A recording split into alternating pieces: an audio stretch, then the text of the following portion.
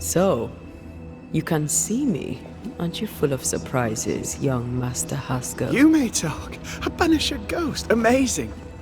How on God's earth did you find me? Never mind that. Thank the Lord you did. Thought I was going to grow old in here. As hiding places go, the Void is quite the choice. Yes, an amazing place. Or plane? World? The Araloo is not easily described, but it makes a fascinating study. Tell me, how did you get past the Guardian beneath the mill? Did you use a decoy? We fought it. Don't change the subject. You fought it? Of course you did. A good thing too. I was starting to think it was wise to me tricks. Oh, but I have so many questions. This isn't a social call, kid. And we're the ones with the questions. Oh. Oh. Of course.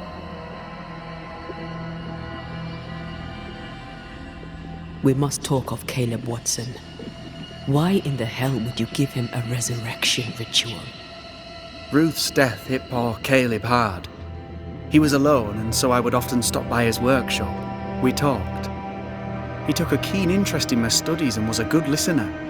When he learned that she could possibly return, he had one question. How? Men bonding over bereavement and black magic. A pretty tale indeed. I should have proceeded with more caution. You shouldn't have proceeded at all. We have a witch hunt on our hands. You could face trial for this botched ritual. Yes, and I'm sorry. I found it in a copy of Die Occulte Philosophia by Cornelius Agrippa von Nettesheim. A remarkable book. I've met my fair share of illustrious occultists, and none owned an authentic Agrippa. Much is lost in translation or altered in the printing. I doubt your copy is an exception. Of course! The power is in the words, and mine were wrong, so the power went awry. How very fascinating! You mistake foolishness for audacity. You must mend your ways. Surely the acquisition of knowledge cannot be a sin. Do you remember Deborah? Miss Comenius. Yes, of course, I remember. Your father tasked us with an investigation. One way or the other, we must return with the mystery solved. I think I understand what you're saying. I might be in a tiny little bit of, danger. From the looks of this place, you're knee-deep in research. What are you doing here exactly? Searching for the origin of the Harrow's Plague, of course. And I have a theory on the subject. Of course you do. Go on then. Now at first I believed the water poisoned, but my father sealed the well, and yet folk remained sick. They looked for witchcraft, a foolish, uneducated suspicion, yes, but with some truth concealed behind it. You see, the Araloo taints New Eden. Its influence leaches into the Harrows. The evidence is everywhere.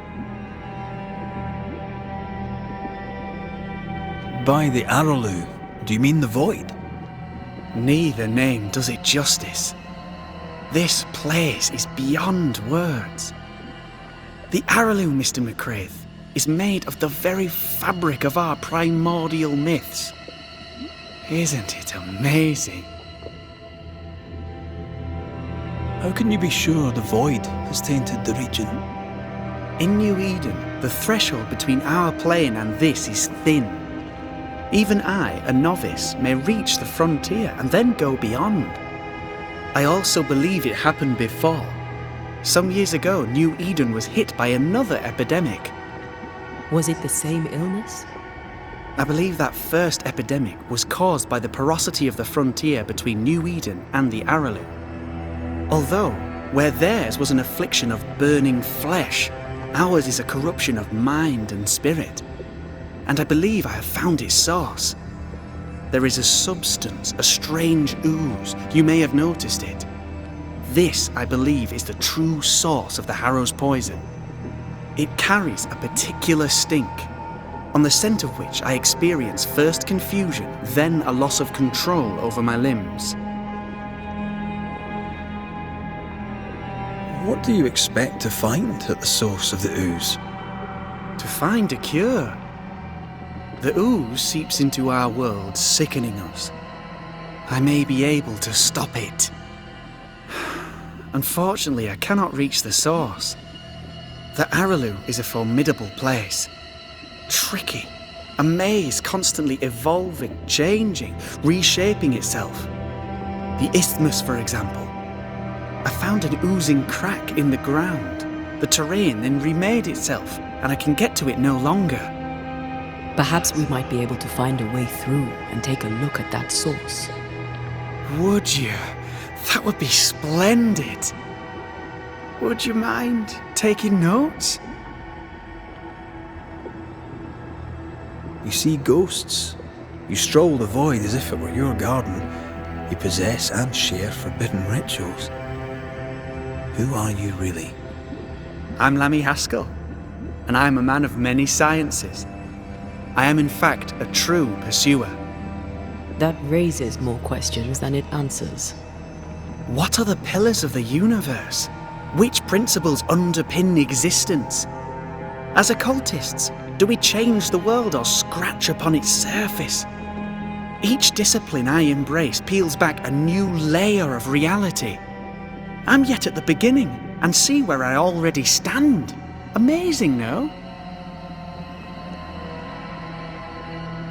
Are you a demonologist like your father? More or less. Less, more so.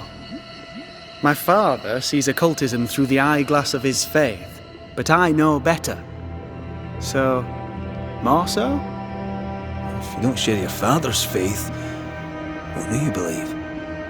I believe in the afterlife. The proof is about us. And if the void embodies eternal despair, there must too be a place of hope. But where? I ask myself, where? Your father is convinced a witch poisoned his well. Caleb Watson was cursed by a ritual you gave him. I'd focus if I were you. We must counter the devil with knowledge of his tricks. That, my father always said, is the purest of God's work. Aye, I can imagine your father saying that. When I was 10, he gave me my initiation. Demonology, sir, as he would say. He saw me as his heir. Then, of a sudden, the books were forbidden. So I stole them, the very same books he'd forced upon me as a boy. I understand them where he does not. I did no wrong, apart from a little theft.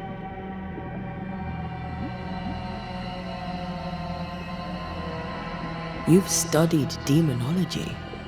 Did you do it alone? When my father forbade me to continue, I confess I disobeyed him in secret.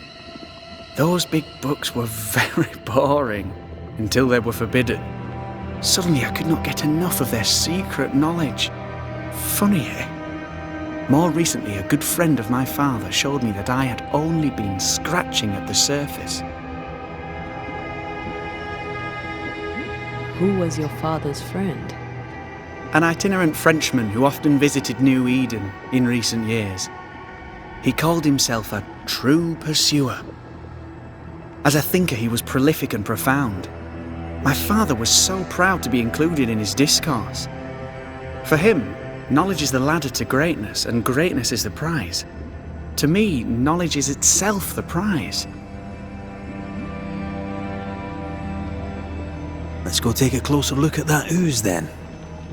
And with that sorrow gone, I can leave. Do be careful. My home is your home. If you need anything, help yourself. The Araloo is not your home, Lammy. But thank you.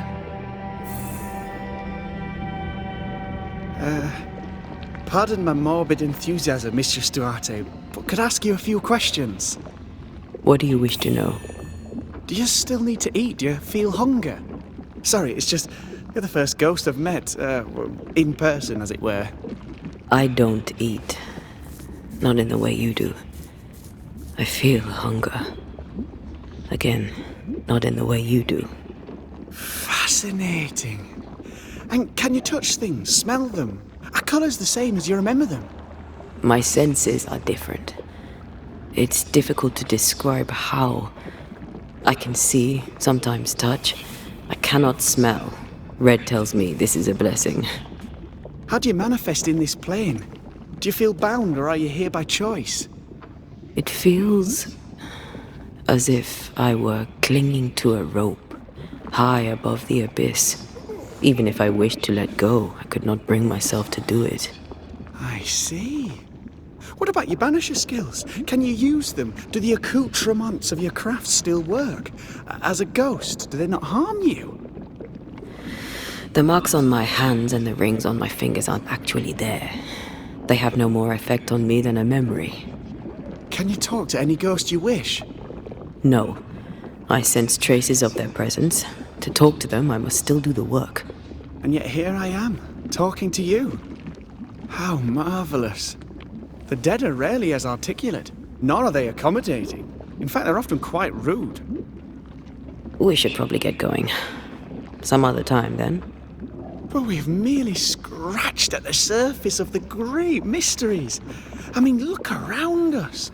We stand here beyond the ultimate frontier. Sorry. I mean to say, yes, Mistress Duarte.